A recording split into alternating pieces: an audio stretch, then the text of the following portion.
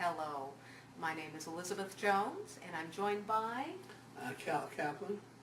and together Cal and I are presenting another in our continuing conversations about biblical psychology. And Cal, I was wondering, we were talking about how traditional psychology is mostly Greek-based, and I was wondering if you could tell me a little bit more about that. Well, for example, the very word psyche implies a disconnection from soma in the Greek thinking. Psyche is the spirit, the soul, maybe the mind, and soma is the body. And there have been all these pushes to understand psychosomatic disorder.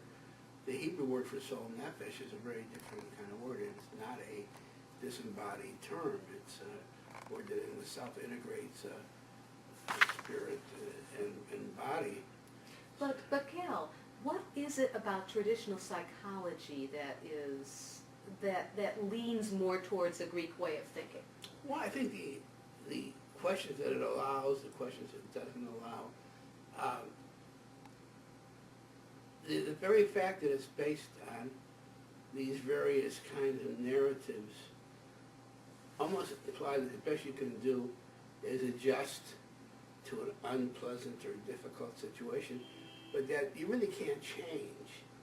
I mean, you're based, all you can do is try to live with your neurosis, reduce it, but the fact that you really can't change so many drastic things, that people, personality disorder and axis, I guess axis 1 personality disorder, you really can't change. It's fixed for you. Well, is it sort of immutable? Is it sort of Well, in a way it is. set, I mean, set in stone?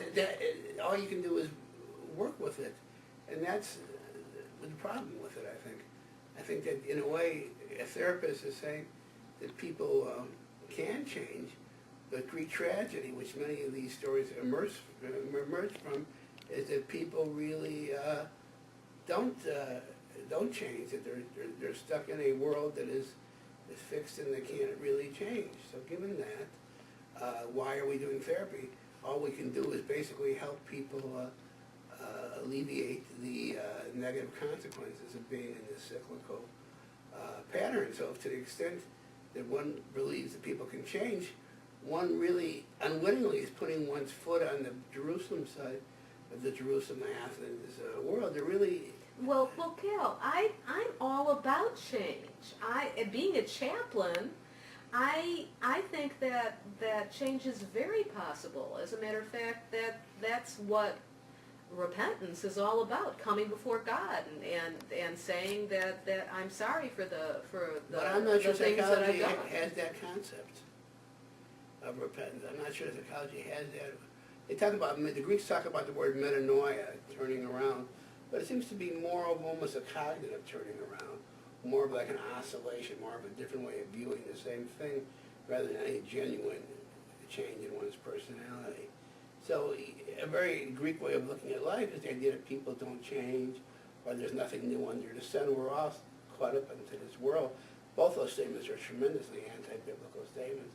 A biblical statement, for example, would say, of course there's something new under the sun. Every day is a new day. Every day is a new day. Each baby that's born is a new baby. And of course we always can change. But you see, even if you're raised in a religious context, you're caught up in the general anti-change conception in our culture. I'm sure that you said, I said, meant sometimes talking about an irritating friend, sometimes, well, he's never going to change. What do you mean he's never going to? Why can't he change? And or it's the same old, nothing's new, except that it's not true. Each day is a new day. But you have to hold on to that hope. You have to hold on to the hope that you're not blocked in or blocked. That's the problem. Well, traditional psychology, you have come out with this conception that traditional psychology is locked into this immutable concept of cyclical nature of things. And really human development. Yeah. Exactly, and that change is either really difficult or well nigh impossible. Well, it's really impossible if you're on a cyclical axis. I think people can get on a cyclical axis. To me, the issue is the relationship between self and other, or individuation and attachment. As long as self and other are seen in opposition to each other, then you're going to go back and forth between being over-involved with the self at the expense of the other, which we call enmeshment. Oh, I'm sorry, which we call disengagement or isolation, as opposed to being overly involved with the other at the expense of the self, which we call enmeshment. Now, when you talk about self and other and engagement and disengagement and enmeshment, then we're getting into a whole big area, and we'll have to have another conversation about that at another time.